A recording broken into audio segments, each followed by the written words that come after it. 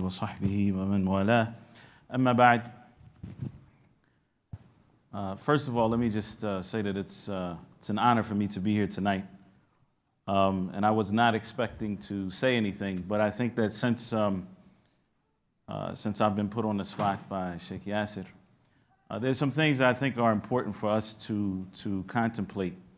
And that is one of the closest or one of the best ways to draw closer to Allah subhanahu wa ta'ala is through constant calling upon Him. And a lot of times we're negligent of the importance of dua, even though the Prophet ﷺ said, "Ad-du'a huwa al-ibadah." Ad-du'a huwa al-ibadah. That dua, to translate it literally, dua is the worship. Now, a lot of times we translate that as the essence of worship or something like that.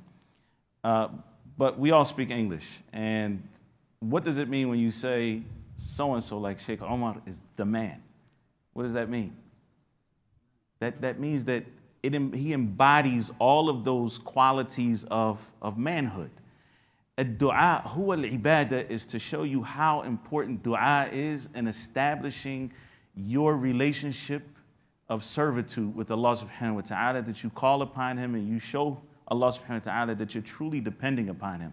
And the best dua that we can make are those prophetic du'as, those du'as that the Prophet ﷺ himself used to make and that he would teach his companions. Now, interestingly enough, there was a companion who came to the Prophet ﷺ and he said to him, "Ya Rasulullah, la uhsinu dandanatak wa dandanata Mu'adh." I don't have the ability, a dandana, it means to hum. So you know, like sometimes when a person is making a lot of dua, it just sounds like right? So he said, I can't make dua the same way that you make dua and the way that Mu'adh makes dua. Mu'adh ibn Jabal was one of the famous companions of the Prophet ﷺ. He said, so I ask Allah for al-Jannah and I seek refuge in Allah from the fire. And so the Prophet ﷺ said, Hawlaha nudandin. We're humming about these things. And everything else that we're asking is basically summed up in asking Allah subhanahu wa ta'ala for Jannah and seeking refuge in Him from the fire. That being said, if we can memorize some of the prophetic dua, it is so important for us, and I can actually say add to our arsenal if we look at dua being a weapon, in fact. So it is the weapon of the believer.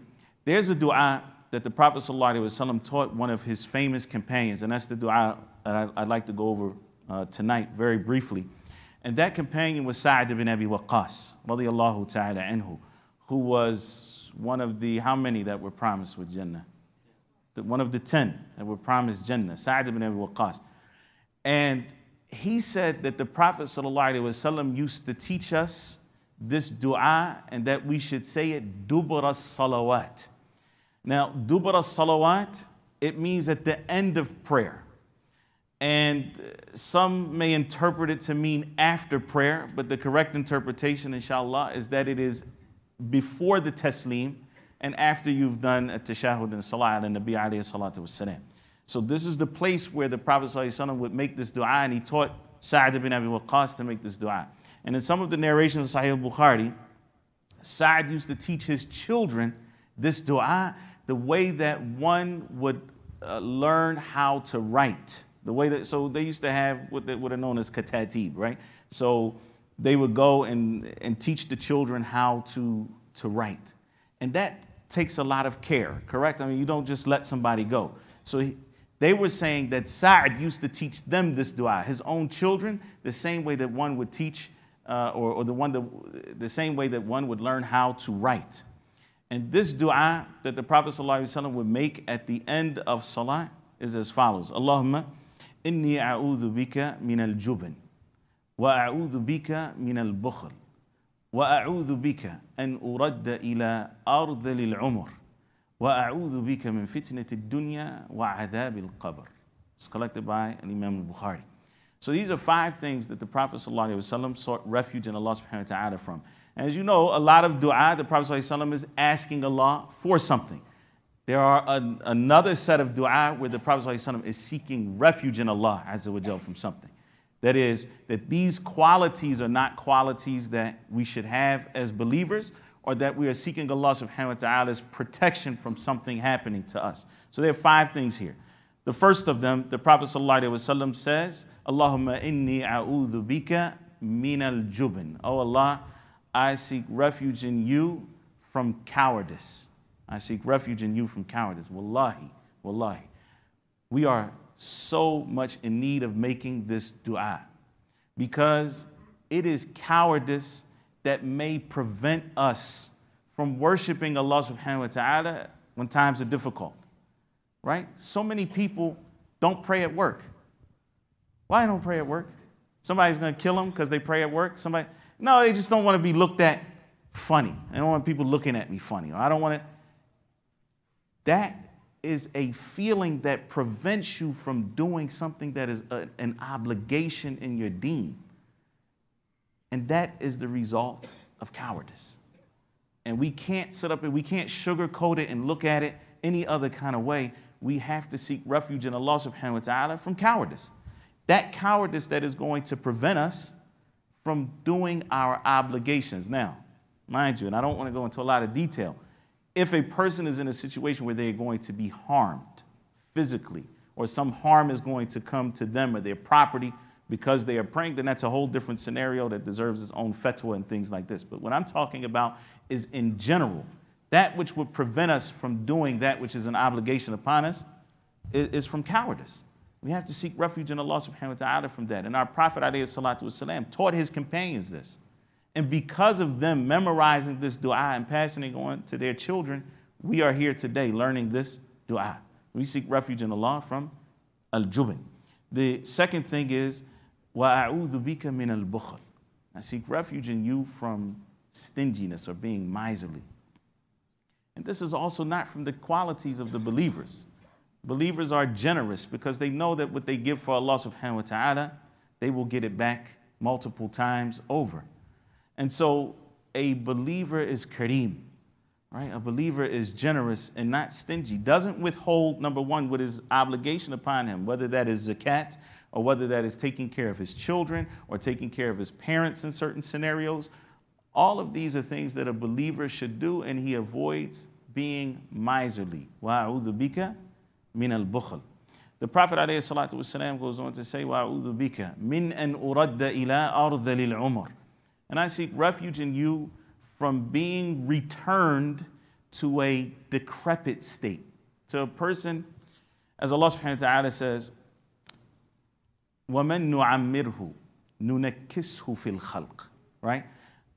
Those whom we allow to live long, we reverse their development. In other words, so what happens? A person starts out an infant, toddler, and then they grow and they become strong.